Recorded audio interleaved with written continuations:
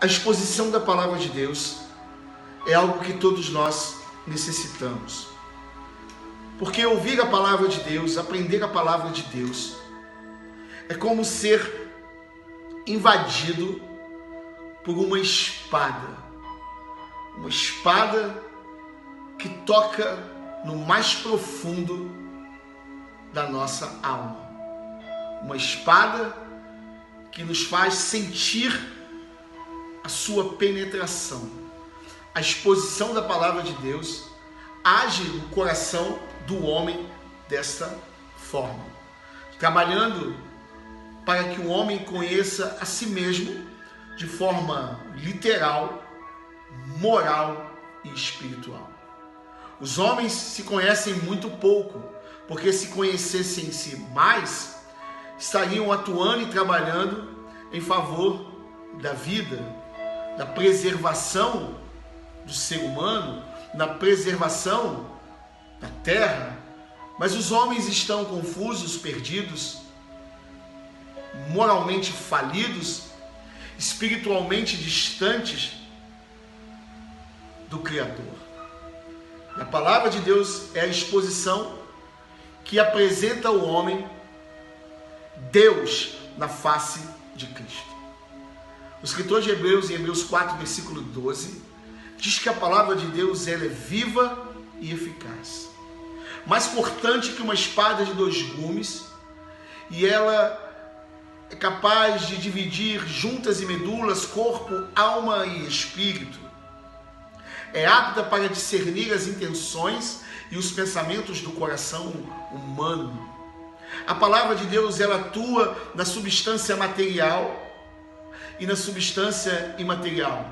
A palavra de Deus te faz entender a sua humanidade, te faz entender as suas limitações, suas fraquezas, faz você entender literalmente que você é gente, faz você escapar de toda falsidade e hipocrisia da sua moralidade, da moralidade social, da moralidade da civilização humana, suas ideologias, suas filosofias e seus porquês. A palavra de Deus te atrai, te move, ela se torna algo que te impulsiona a um relacionamento com Deus, aonde a sua vida espiritual ilumina você de tal forma que você se entende moralmente e se entende literalmente. E você vê que você depende do auxílio, do socorro do Deus Todo-Poderoso, do Criador. Aquele que se revelou a nós na face de Cristo Jesus. A palavra de Deus, ela, quando apresentada, nos dá essa oportunidade, traz esse despertamento para a vida humana. Quantas pessoas estão angustiadas, entristecidas, em estado de profunda morte, aprisionadas no subsolo da sua alma, encarceradas nos porões interiores, aonde o fracasso, a decepção estão reinando e governando a vida. Às vezes com um sorriso falso, às vezes apresentando sonhos que sabem não estarem caminhando em direção a eles. Pessoas estão ancoradas na dor e no sofrimento. E a exposição da palavra de Deus nos mostra como lidar com tudo isso, com esse tempo, com essa fase, com esse momento, e como nos livrarmos de todas essas amarras, essas cordas que nos aprisionam. Não há ninguém que não tenha enfrentamentos interiores que se mostram, ou às vezes não, na vida exterior. Por isso, literalmente, moralmente e espiritualmente. Algumas pessoas pensam que tudo é literal e por isso se enganam, se perdem. Algumas pessoas procuram maquiar uma moralidade na qual pensam poder usar essa máscara por toda a vida, o que é uma frustração ainda maior de um ego tão ferido, tão baixo, que ele precisa se esconder através de máscaras, colocando suas capas. E uma vida espiritual às vezes confusa, uma vida espiritual seca, porque não dá ouvidos ao que Deus diz por meio da sua palavra, por meio do seu Espírito. Paulo diz em Efésios, no capítulo 6, no versículo 17, que a palavra de Deus ela é a espada do Espírito. Nós precisamos dessa espada que atua em nós, em primeiro lugar. E essa espada também do Espírito, que é a palavra de Deus, nos ajuda no caminho, nos ajuda na viagem que temos que seguir, nos faz identificar os vagões e os rounds da nossa vida. Por isso a exposição da palavra de Deus é fundamental. E eu quero expor algo para você no texto de Mateus capítulo 26, do versículo 36 ao versículo 39. Coisinha rápida, mas que vai edificar a sua vida e vai abençoar você e vai iluminar você e vai ser uma espada penetrante na sua vida, e que você possa compartilhar com outros essa espada que é a palavra de Deus, a espada do Espírito. Em Mateus 26, versículo 36 ao 39, fala de Jesus no jardim do Getsêmani, lugar onde eu tive a oportunidade e o privilégio de estar junto com a caravana da Igreja Batista de Getsêmani, do pastor Jorge Linhares. E foi um lugar assim muito impactante, um momento muito legal. Eu não lugarizo lugares para ter uma relação com Deus, porque isso seria insensatez e até mesmo idiotice. Mas existem lugares que nos trazem à memória coisas maravilhosas, e não foi diferente ali, no Lagar do Azeite, o Jardim das Oliveiras, o Jardim do Getsêmani, onde nós pudemos trazer à memória o momento em que Jesus, ali com os seus discípulos, falava com o Pai. O versículo 36 diz que os discípulos de Jesus se assentaram e Jesus se afastou um pouco para orar. O que nós precisamos fazer? Tirarmos um tempo para orarmos ao Pai. Você precisa se alimentar de Deus. Ele é a fonte de toda a vida. Você precisa falar com Deus, refletir com Deus. Jesus é o exemplo maior disso. Se Jesus, sendo quem era, se retirava para falar com o Pai, na condição humana que estava, por que não eu e você? Retire-se para falar com o Pai. Esteja com Ele. Acompanhavam Jesus, diz o versículo 37, os filhos de Zebedeu, Pedro e os filhos de Zebedeu. Os filhos de Zebedeu eram João e Tiago. 3 pessoas mais próximas. Talvez você não tenha 3, mas se você tiver uma pessoa mais próxima, chame ela para estar com você. Chame ela para te apoiar. Esteja junto de pessoas que acreditam em você, que possam te dar bons conselhos, que possam reprovar algumas coisas que você esteja fazendo que não condizem, que não são boas para você nem para ninguém.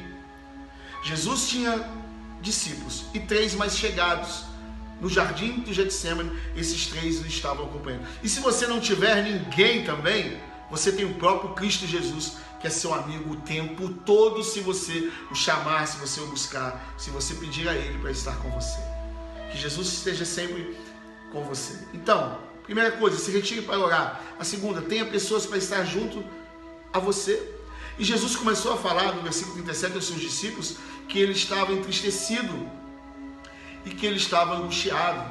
E no versículo 38, Jesus diz algo assim, que é comum a todos nós. Jesus diz: a minha alma está profundamente angustiada, entristecida até a morte. Quantas pessoas estão nesse estado? Quantas pessoas não conseguem se livrar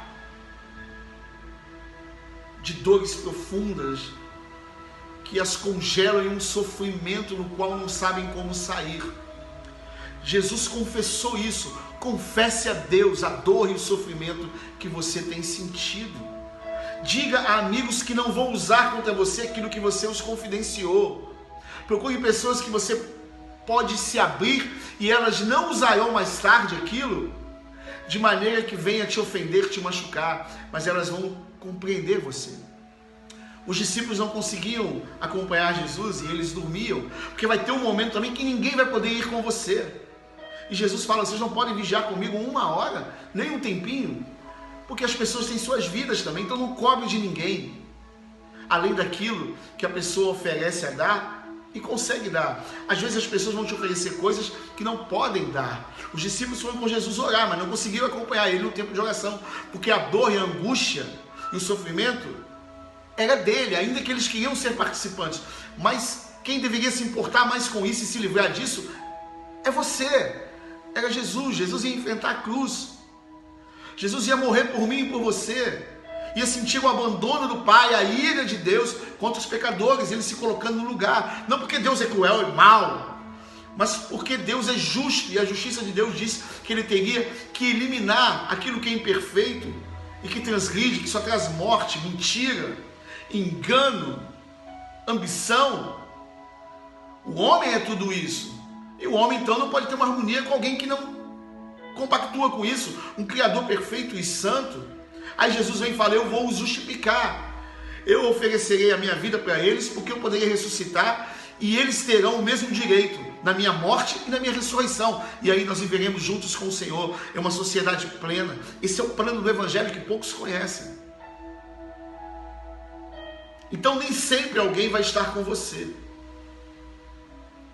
mas você tem que se importar com você também. Não estou alimentando ego, livre-se desse entendimento. Estou dizendo que as pessoas vão se importar, mas se você mesmo não se importa, você vai viver aprisionado no porão da aflição, no subsolo da sujeira. No versículo 39, Jesus faz a oração dizendo: Pai, se é possível, passa de mim esse cálice, porque todas as coisas te são possíveis.